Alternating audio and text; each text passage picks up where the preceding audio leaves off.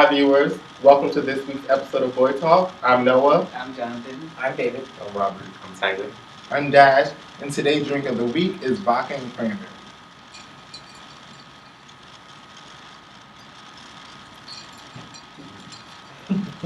This week on Boy Talk, this episode is called Test, which is strictly about HIV and testing. Jonathan, would you like to start us off? Yes, I would. It is very important to get tested, especially if you're sexually active. Because getting tested is the only way for sexually active people to know, to be sure of their STD status.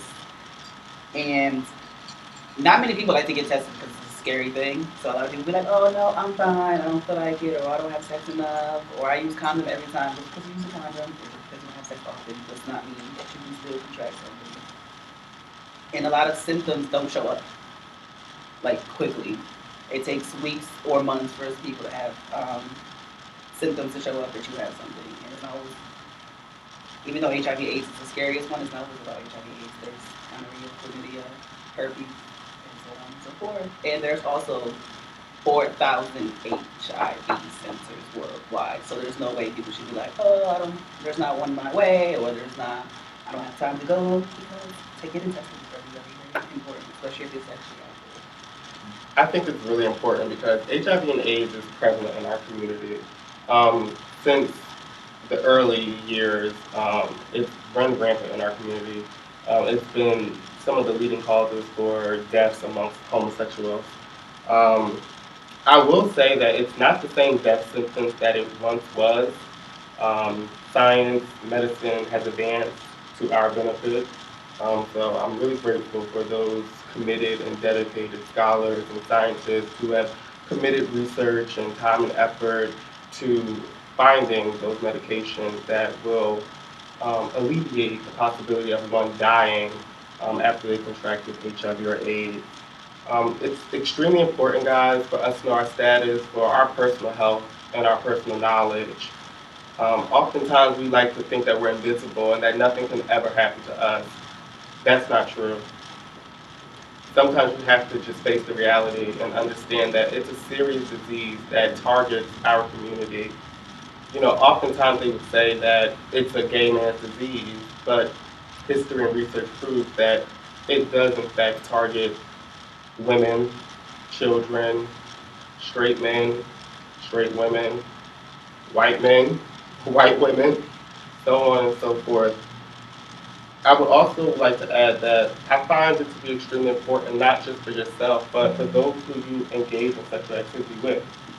I mean, you owe yourself, that justice to know your status. But what about that person who's trusting you and engaging in sexual activity with you? If you don't know what your status is, how can they possibly know? To jump on that bandwagon, I am also in agreement with Noah and Jonathan. It is very important for our community, the LGBT community, to get tested and know your status and get updated frequently, every 6 months, 3 months, within a year. Always be proactive on knowing your status because it is very important. Not only if you don't know, not only are you hurting yourself, but you are also hurting someone else. And some people don't deserve to be hurt. So it is very important to go be tested, speak with your doctors. If you need help, there is help out there where you can receive testing, free testing, so there is no cost to it at all. But just please know that it is very important to get tested and know your status. Obviously, I think we all can agree that awareness seems to be extremely important because awareness is in fact knowledge. And for me, some of the earliest stages where I was informed about the importance of HIV would be in school. Like growing up, we were on a marking period schedule. 4 marking periods, 3 of them were gym, 1 of them were health. Unbeknownst to me, the health teachers weren't doing me any justice. It wasn't until I got to maybe high school or college or visited some of the local resource centers and were offered like adequate information on the topic, I just believe that maybe in the elementary level or on the middle school, intermediate level, the teachers were a bit withdrawn and some of the information was sugar-coated. Um, they will always say sex leads to pregnancy. Well, what about STDs? What about STIs? What about HIV? What about advanced stages of AIDS? What about T cell count? There's other important things that I feel like we could have been informed. And a lot of it lends itself prior to our maturity level. Maybe we weren't supposed to learn that at that age. But you want to drill home those really important topics to those who are younger because that's really the most impressionable. This is how I like to think about it. When I was younger, I used to consider myself like a white wall. You can put whatever you want on me and make me whatever you want me to be. So with that being said, if you have the knowledge, which most of these educators did, share that. It's going to be a benefit to me one day. And I find that I wasn't really afforded the adequate education from, my elementary school health teachers, even my middle school health teachers. Matter of fact, when I got to high school, I don't remember having that discussion. I took driver's ed. Like that stands out to me. Like a topic so sensitive, a topic so important, especially for me as a black gay male, a topic that really, really, really hones in on my lifestyle, I feel like I should have been really, really offered that education. And I kind of feel like the teachers, in a sense, did a disservice to me. Would you want your child to know about HIV and AIDS at such a young age, elementary school? Do you want your child to know that kissing a boy and playing house with boys are bad and could lead to pregnancy? Well, because I know in my elementary school, we didn't really talk about in deep of having sex until I got into middle school. We didn't even. I don't think I even had health. Okay. So question, I like that issue you raised. So in middle school, compared to the knowledge that you might have received in high school, compared to the knowledge you might have received from your parents at home, do you find that you were serviced by those educators? I didn't learn anything from high school of being gay and having HIV and AIDS. I have to look that up for myself. But you do understand that HIV and AIDS is not only about gay people. No, exactly. I know that, but I'm saying with the cause of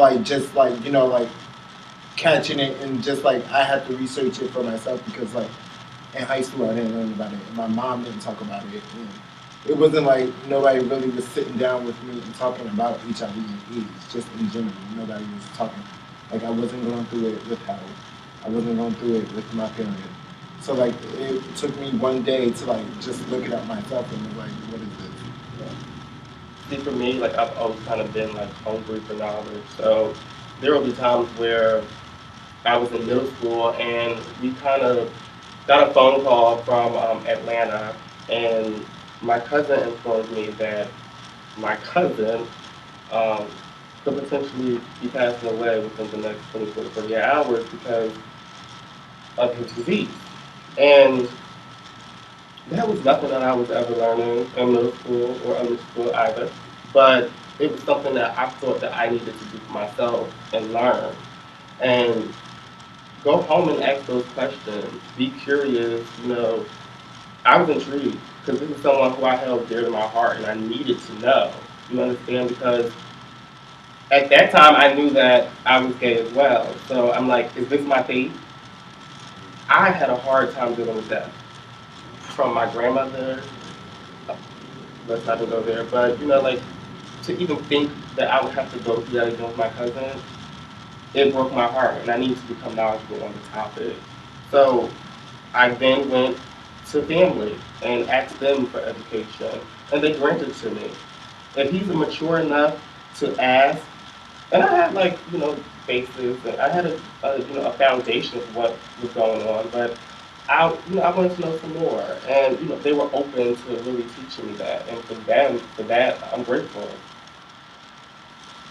Later on, I then went and got older, went away to college, and you realize that there's resource centers out there like in Newark, New Jersey, the largest city in New Jersey, we have Project WOW, or NJCRI, which is the New Jersey Community Research Initiative, which caters to the community in its whole, not just the LGBT community. And they offer different groups and different retreats where you go away for weekends at a time and you sit in different seminars and groups and they offer you that information. And obviously it was at a later time in my life when I was a lot more mature, able to receive the knowledge, process it, analyze it, and apply it to my everyday life. But it's centers like that that, were to my benefit. And, in those centers also they have like medical departments where if you do in fact contracted, they offer you recommendations on how to protect yourself. They offer things like, PrEP. It's really important for us to just utilize these sources. They're here for us. So if you don't live in North New Jersey and you can't make it to NJCRI and you live in, let's say, Jersey City, they have Project LOL. If you live in Asbury Park or in the Monmouth County area, the Jersey Shore area, there's Project Braille. If you live in the Mercer County, Central Jersey, South Jersey area, they have research centers as well. As Jonathan stated, there's about 4,000 plus research centers nationwide. I'm glad that you actually spoke about that as far as with PrEP, because that is a big topic that is going on within the media and within our community. PrEP stands for pre-exposure prophylaxis, and it's basically a pill that you take. The pill is also known as Truvada. So you take the pill daily, and it basically helps you avoid being at risk of catching the HIV infection in case you do come into contact with someone who is HIV positive. Um, the pill is expensive, but if you have good insurance, then most likely your insurance will cover it. You also have companies like Gilead, who work with people towards paying for the pill. So sometimes the pill may not even cost you a thing. You may end up getting it for free. You might only just have to pay a copay. But PrEP is such a big, it's not so much of an issue, but it has become an issue because people feel like those who are taking PrEP are taking a shortcut or feel like you're trying to escape from catching HIV. Yes, it does protect you from HIV, but it does not protect you from STDs. That is one major thing about taking PrEP. People don't really understand that you can get STDs even if you are taking PrEP. So there's this big controversy that people who are taking PrEP are PrEP swallowers, trying to avoid getting HIV. But for me, I'm taking PrEP, and it's not like I'm trying to escape it. I'm just using this as an extra preventive in case certain situations do happen. Being that I am sexually active, I would say that I am at risk of getting HIV, but with the help of PrEP, it is helping me stay on the right track as far as protecting myself and protecting other people. So, I don't even understand that. That's actually left me flabbergasted that there's such negative connotations even attached to it, like PrEP swallowers.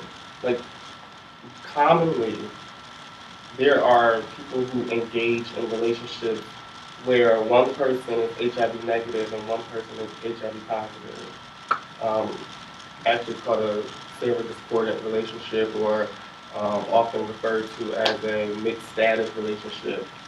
So, is the HIV negative person wrong for protecting himself and wanting to love someone who is oftentimes ostracized and shunned away by the community? That actually is a really good that's crazy. And something else, like, when I think about PrEP, I think about like a precaution. And I think we all want to be, you know, cautious when engaging in sexual activity. Who doesn't want to reduce the risk of contracting HIV? I mean, when did you and how did you get this medicine?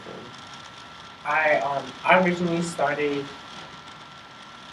I started the medication like around March 2016. I was put in a situation where I felt like at this point I didn't have the option. I was told by someone else of their status like later on. It wasn't like something that happened right away. That they told me probably like days after. So it kind of in that moment when I received that news, my heart literally dropped out of my ass because I just felt like this was something that I did not ask for. You know, if I had enough respect for this person, and I felt like in that moment, like everything just came crashing down. At that moment, I wasn't really judging them. I judged their character because I felt like if I had enough respect for you, I would have told you had the shoe been on the other foot. But I started taking the medication in March. I had to go get tested. Um, they like drained my blood like a vampire. So they took enough blood samples, and after that, um, I just started taking the pill like every day, a daily thing. I knew my results. I was negative, but I still, being that I was put in a predicament that I felt could have been handled a different way, I just felt like at the end of the day, to avoid this from happening again, maybe it's just best that I, stay around PrEP in case anything happens. I will be secure on my behalf. And I mean, now it's like a regular thing for me. I take it every day. It emotionally wise, emotionally, I don't really feel like I want to have sex because it actually opened my eyes to how people able to tell you the truth, and that means a lot for me. If I'm able to lay down with you and know my status, I don't want to feel like I don't want the person to feel like they can't even come talk to me about it, and I definitely don't want them to lie to me about it because a lot of people don't know that when you lie to someone about your status, that's a felony. That's almost 25 years to life. And a lot of people in our community don't really know about that. They don't know that, yes, you can definitely press charges on someone who knows their status and doesn't tell you. A lot of people don't even tell you that. I don't know why, but I mean, for me, I'm proactive, and I like things like this. I like conversation starters where we get into our status. I like when I can talk to the person I'm laying down with. Okay, I'm HIV negative. Are you negative? Are you positive? If you are positive, okay, that's perfectly fine. I will understand. We can take measures to making sure that we both are safe at the end of our sexual encounter. But I respect it more when people are honest. And a lot of people in our community, I'm not trying to say that they're liars, but a lot of people are not honest with themselves about their status and letting people know. When I first came out to my parents, I was 16 years old and I was extremely nervous and also a bit withdrawn disclosing such sensitive information to them, and they didn't make it any easier. In fact, they told my older cousin, but it was to my benefit. My cousin is someone who has AIDS and was able to converse with me on a really sensitive topic, but I was able to receive it because it's someone who I looked up to. He expressed to me that no matter how good this man may look, no matter how beautiful he may say you are, no matter how good he kisses you, you should always use protection because you don't want to be like me, take a medication for the rest of your life. And those words replay in my head because this is like my first cousin, someone who I hold dear to my heart. We feared of losing him when I was in the sixth grade, and to our benefit, he's still with us today. So I took that conversation with me into today's life, and I value myself and pride myself on knowing my status and being proactive to reduce the chances of contracting HIV, STDs, and ultimately AIDS. I went to an event sponsored by Project LOL. Shout out to Project LOL in Jersey City. And they had a van outside. I was accompanied by one of my friends who, unbeknownst to me, had never been tested. So I was so eager and so enthusiastic about getting tested, which obviously must have been contagious because he, in return, wanted to get tested as well. He was tested, and to his benefit, his results were negative. I didn't know that this was his first time getting tested until after the fact. He pretty much expressed to me, like, by seeing how interested and how proactive I was, it in fact made him want to learn and be knowledgeable of his status as well. So, my message to all of the viewers is while it's fun to kiki and gossip and talk about boys with your girlfriends or boyfriends, take that relationship and that friendship to the next level and be supportive. Educate your friends, hold their hands and support them, encourage them to get tested. And to everyone out there, know your status. It'll make for a better tomorrow. It'll be better for you, and it'll be better for those who you come in contact with. Yeah, I actually learned about it briefly when I was in high school, but it wasn't something that we really like elaborated on that heavily. And honestly, my very first experience with like learning about like HIV and stuff like that, like it wasn't even from me going to get tested. It was just me going to the doctor just to get blood work, just because. And the issue was they kept saying that my platelet count was low, and they couldn't figure out why my platelet count was low. And your platelets can be low for many different reasons, and one of the reasons your platelet count can be low is from being HIV positive. But being that they really couldn't figure it out, they just kind of like wrote that off as, this is what it is. So I actually had a doctor tell me that I was positive. And at the time, being that I hadn't put myself out there for that to be my result. So when he said it to me, it was very much just like, oh, okay, like very kind of like. And then like the doctor was very kind of like rude. Like he pulled out the phone, like the old school phone, and was like, who do we need to call? And I'm like, I honestly don't know. I don't know who we need to call. And he was like, I was like, could this be an error? Like, I'll draw some more blood and test it again and X, Y, and Z. He was like, yeah, we can do that, but I'm not gonna like, sugarcoat it, like this is what it is. So I was like, wow, okay. So they went on, drew some more blood. And this is actually the week that I was supposed to leave to go to college. Because I went to college in January, like the second semester. So I'm in Philadelphia and only one of my friends knew. And I was supposed to get a call back from the doctor later on that week to let me know if I had to come back to Jersey for the result or if he could just disclose that over the phone depending on what the result was. I never got a phone call. Never got a phone call. I would call them for some reason. I can't, like they'll be like, oh, we'll leave a message for the doctor, but the doctor would never get back to me. And I don't know if it was a matter of like, he fucked up and he didn't want to own up to it. What kind of, but at that point, I honestly didn't press the issue. Like I just kind of like every day, and from that point I got up, went to class, did what I had to do. And then like maybe like 4 months in, like 3.5, 4 months in, I was sitting in the room with my friend who knew, and I was like, I don't think I have it.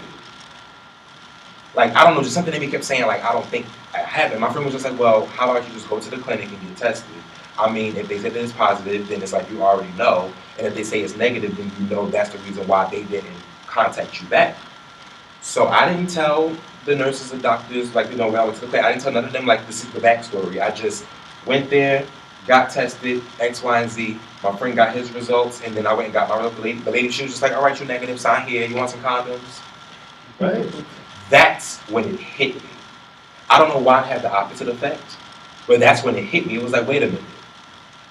You mean to tell me this whole time I'm thinking I'm living with something and I'm really not? Like literally, that was my very first experience knowing, like in depth what HIV was. Because to me, in my opinion, for those months, in my head, that's what I lived with. Like that was like, and it's like I kept it to myself. Only that one person knew. Like I didn't tell anybody, and it's like I was during that time I was dealing with all those emotions, all still while trying to like stay focused in school and just keep a strong face for my friends, just to not to let them feel like what's wrong, what's going on. And then ever since then, I get tested all the time. Like, Is it possible to have a purely physical relationship? Yeah. Most definitely. It's just sex. Sex is amazing. Get it how you live, player. Listen, no strings attached, girl. Leave the relations and the emotions at home and go get what you want. As long as you protect yourself. Wrap it up.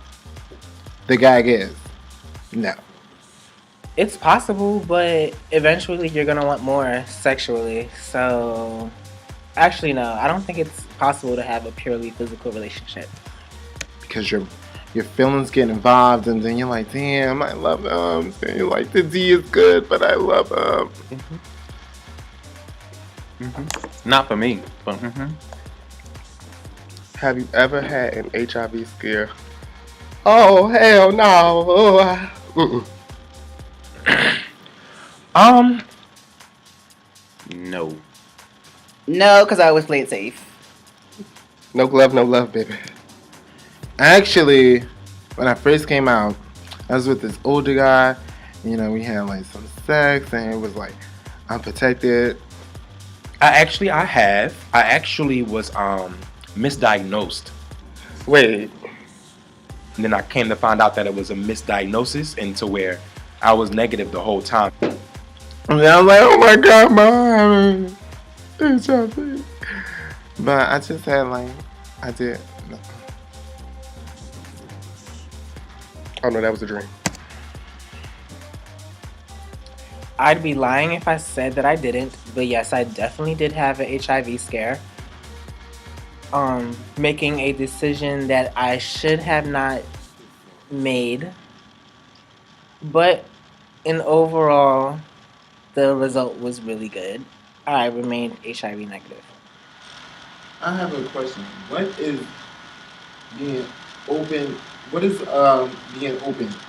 Because like my friend, I have like many friends that have like HIV, but they're not like open to like I guess like maybe like an advocate for it. yeah, but they let everybody else like their their spouses know, Right. Their friends know, but they're not like Right, I'm not. Do you feel like people should be more open with that, just like in general, or just like? I honestly feel like if it's just a random, like I'm not saying like if you're comfortable doing this, then cool. But I'm not telling you that to go on social media and say, hey y'all, like that's nobody else's business but yours and who you're involved with. Like you know what I'm saying? Like if you're physically involved with somebody and you're ready to kind of like go that place with that person, y'all have that intimate connection, then it's very much so important for you to be very open about like what's going on, because you can honestly pass over what you have to that person. So it's like you need to let them know what's going on so they can either decide, do I want to do this? Do I not want to do this? Do I want to go? Do I need to do to make sure that I'm good to where like I won't have you? Like you have to give that person that decision, because realistically, as harsh as it may sound, even though sometimes people aren't fully open with you, it's like, for the most part, majority of us know about condoms and safe sex, Right. So, if in the event to where you kind of like turn the blind eye to that, and like, unfortunately, like, now you have a positive result, it's just a matter of like, honestly just owning up to it, honestly, and be like, you know what? I mean, I'm not saying beat yourself over the head about it, no, not at all. It's just a matter of like, owning up to it, like, yes, I made a mistake, this is my result now, and it's like, I need to do X, Y, and Z to make sure that I'm good, and then be mindful of, because like, especially if you got it from somebody that didn't tell you, you wouldn't want to be that person to somebody else. Right. You know what I'm saying? So it's kind of like, if you are positive, just be honest with who you want to be physically intimate with, in a point to where like you're comfortable enough to expose the information to them. But if you're gonna be physical with them, then you know. I want to say something. I feel like social media is like a big killer of that. Because, you know, I've done it myself as well. I think only one time ago. But, you know, often when people get tested negative as of such and such date, the picture of the result, it's just tacky. Like, I mean, I get it. You know. Right. But my bad. But it's just like,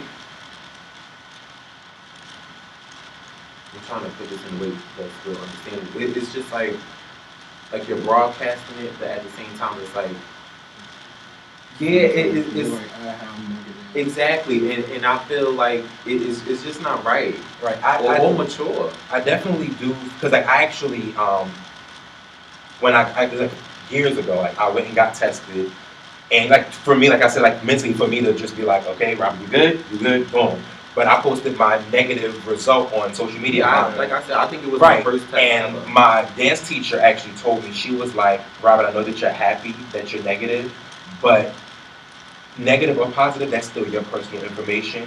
And, you know, like, yeah, you want, like, you know, it's just like, you know, yeah, it's easier for a person to come out, but like, yeah, I'm negative, but it's not that easy for somebody who's positive to do the same thing. And it's like, you should be respectful of them, you know what I'm saying? And then honestly, just your physical health itself is just something that's private and personal. Like, you can be healthy as an ox. That still does not mean that you should boast and, you know, post about it, you know? But what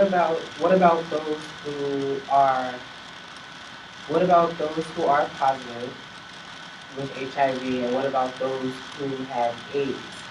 And what if they do put that on social media? Is Right. that wrong for them to put that? No, it's not wrong for them to put it out there. It's like, you I know, don't think you should do it, period. like me personally, I don't think that you should put it out there, period. But my thing is that if you are a person that's gonna put it out there, I would hope that you're doing it, you know, to be an advocate. Yeah, Right. so like, I mean, for Right. me, for my mentors there, I have a few mentors who are HIV Mhm. positive, and then I have a few who have HIV AIDS or Mhm. AIDS.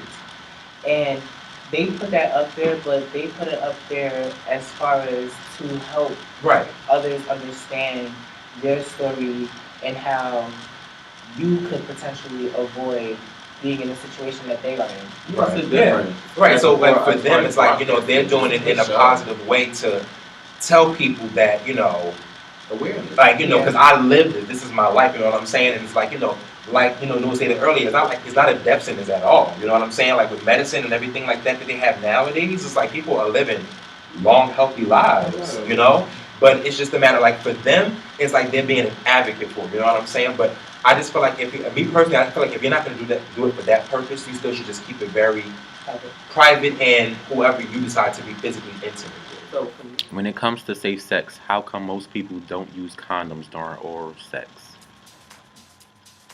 Well,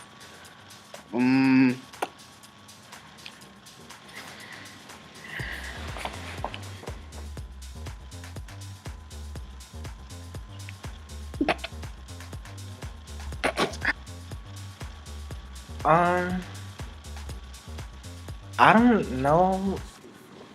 this is a question for the ages. I don't know. Some people like cum, so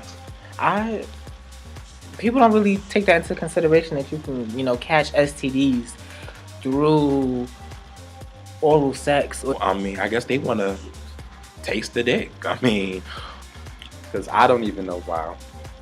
Or taste whatever they tasting on. Oral sex? Why would you want to use condoms? That's stupid. Who sucks dick with a condom on? That's nasty as hell. But you can catch HIV. You can receive HIV through oral sex. People are just not educated about it. I guess they want to use the condom because they like cum. And then they want people to come in their mouth or come in their face or come in their ass and stuff like that. So that's probably why they don't use condoms. It don't feel good. I mean, I know you're thinking the same thing too. It don't feel good. I mean, Disregard it. I can't take it. I don't know. Email me. What else? Wait, but do you guys know what are the ways of contracting HIV/AIDS? Because a lot of people don't know the main things. the Right, main I- topics. Right, I know I actually went to one of the retreats that Noah mentioned earlier, and I got, I received the knowledge about all of it. And I know that, they call it the pink parts. Damn. What's that? The pink parts, or your pink parts. Ain't it your mouth? The inside stuff? Your mouth, The isn't it like the eye? vagina. Eye too, right? Oh, that's conjunctivitis. That's pink eye. That's big eye. But you can get chlamydia in the eye, no shade. Right, but, But you know the anally, vagina, vaginally, the anus, mouth, What and, else? needles. needle, Needles. Yeah. birth canal from mother to child. Yes. Y'all on the money. I'm so proud. That was cute. You know Yeah. what? But honestly, I just feel like, Oh, don't forget bodily fluids. Yeah. bodily Sperm, fluids, blood. And that's another thing because,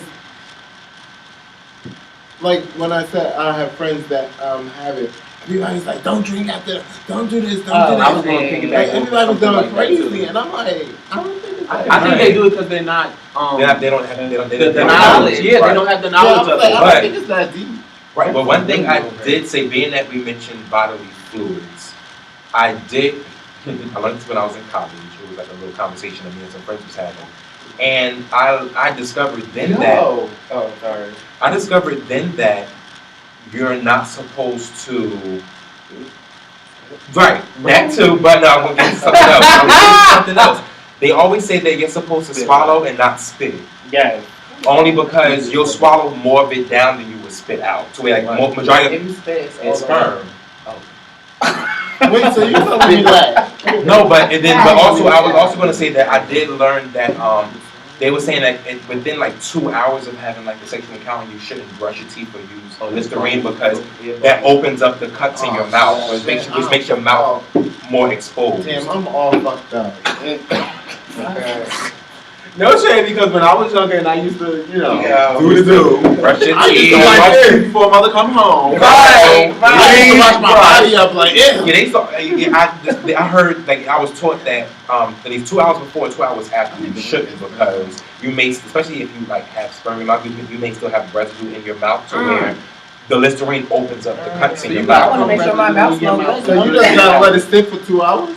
Cum residue for 2 hours. I was taught Just be a that meal. at least Hello. 2 hours before and 2 hours after you shouldn't This is some shit, man. use Listerine or brush your teeth because it Wait, so does. you can brush your teeth 2 hours before as well? And after, yeah. Suppose Because you the- I mean, sometimes you don't know you're But I having like to sex. brush my teeth before I meet up.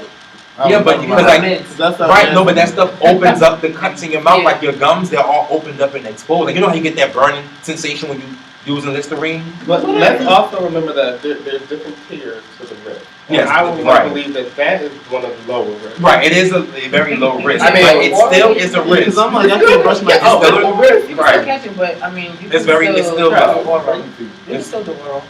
And then another way to protect yourself is to, I'm not yucking anybody's gun, to each his own, but drugs. Two things.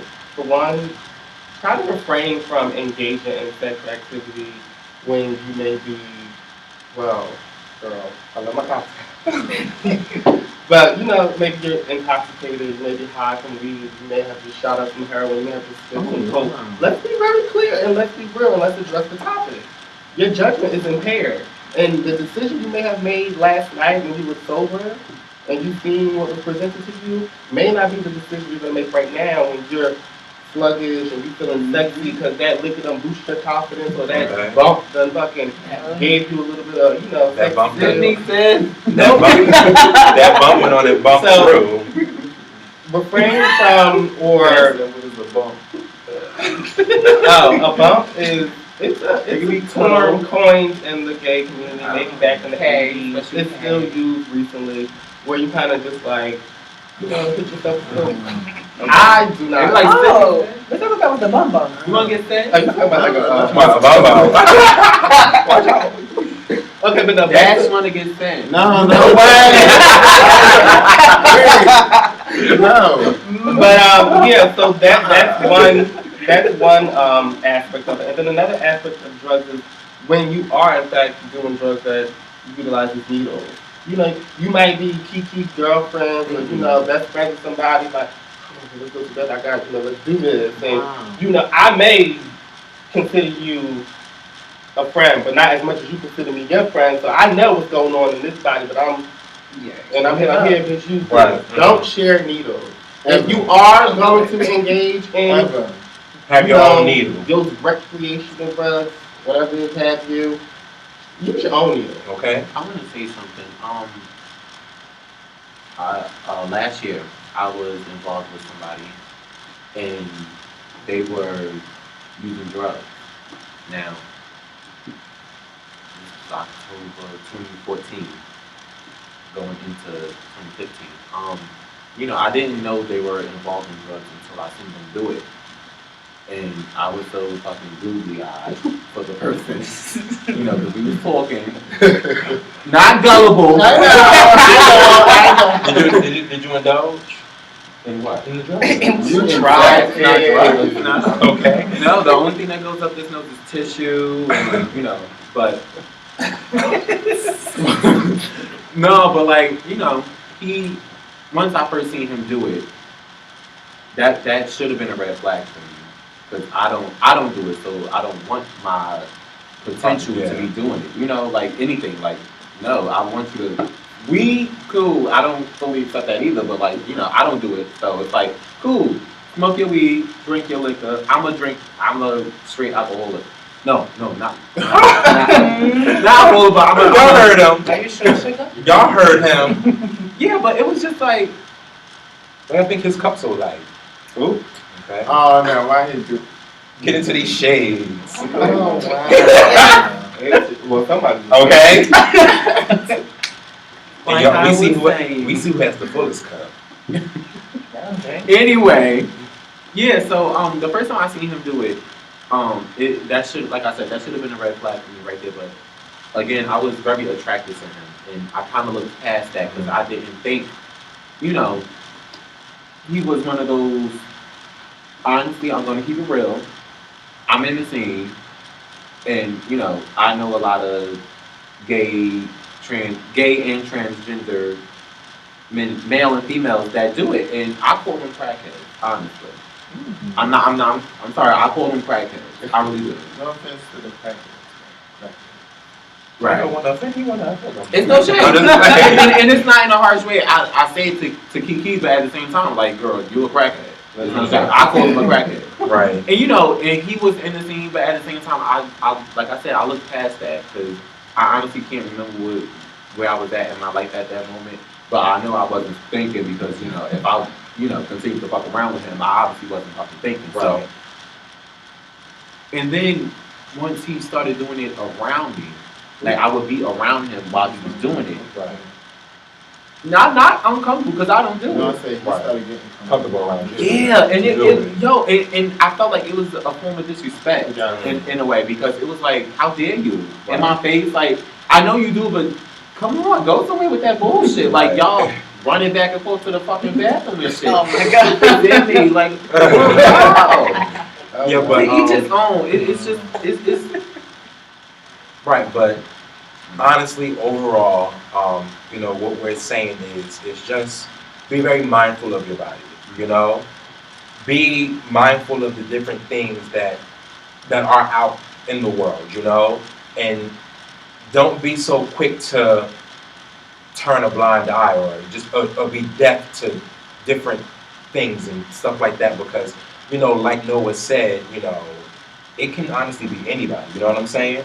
And that's why it's very important for you to, you know your status, be aware and gain knowledge of, you know, HIV, AIDS, all the STDs, STIs, the different means of, you know, protecting yourself from, you know, receiving any of that. And then, because even some of the stuff, you know, like certain STIs, it's like you get it, you know, you get a pill, you're good. But even still, it's like, you know, not everything is curable. You know what I'm saying?